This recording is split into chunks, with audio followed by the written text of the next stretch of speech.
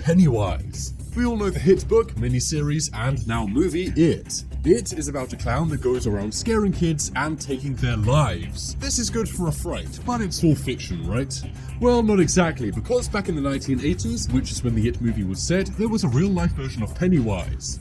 The guy was called John Wayne Gacy, and he was, on the surface, a normal husband and father, but he had a crazy secret life. He began to dress up as a character he called Pogo the Clown. Pogo was supposed to be like Bozo, but as I said, this guy's more like Pennywise. That is because he would volunteer at children's parties. During this time, he would take as many kids as possible and then take their lives. They found missing people in his crawl space inside his house and in a nearby river. He's gone down as one of the most scary and most dangerous criminals to ever exist. Luckily, he's locked up behind bars today, but this still doesn't change how terrifying he really is. I'm pretty sure this guy's put a lot of people as clowns forever.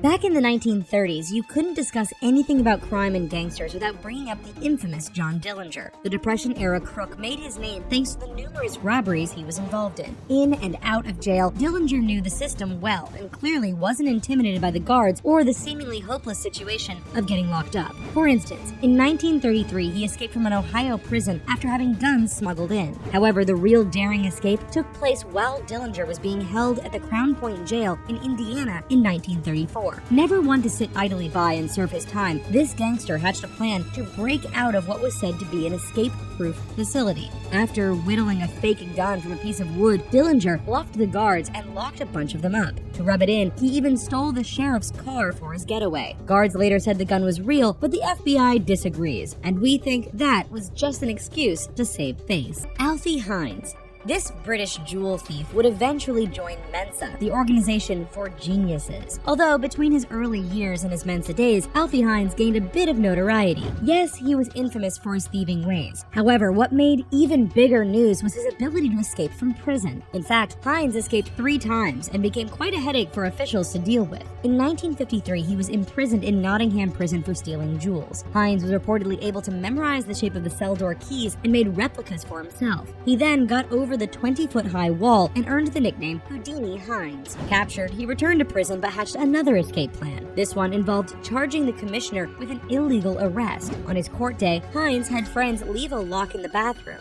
Convincing the guards he needed to use the facilities, he pushed them in and locked the stall door. Then he just walked out of the court. Captured yet again, he escaped from prison a 3rd time and was eventually released for good in the mid-60s. His flair for escaping jail made him a bit of a minor celebrity until his passing in 1991. It's time for us to go into... Alright, for our first dangerous prison inmate, we've got to turn your attention toward this image that was recently sent in to our team when we were compiling our list. At first glance, it may appear to be one of the most terrifying prisoners imaginable. In fact, it has long appeared on the internet as a visual accompaniment alongside tales from prisons across the planet. Just take one look and you'll know exactly why he's behind bars. Impossibly tall, gaunt, like something straight out of a horror film. The truth is, though, that's exactly what he is. Straight out of 2017's Gerald's Game, a movie based on the novel of the same name by King. This character, the Moonlight Man, was played by the awesome Dutch actor. As well as playing one of the most terrifying prisoners in recent times, he's also played Lurch from the Addams Family and the Giant from Twin Peaks. While his time spent as a dangerous prisoner was purely fictional, visually speaking, he certainly lived up to his reputation.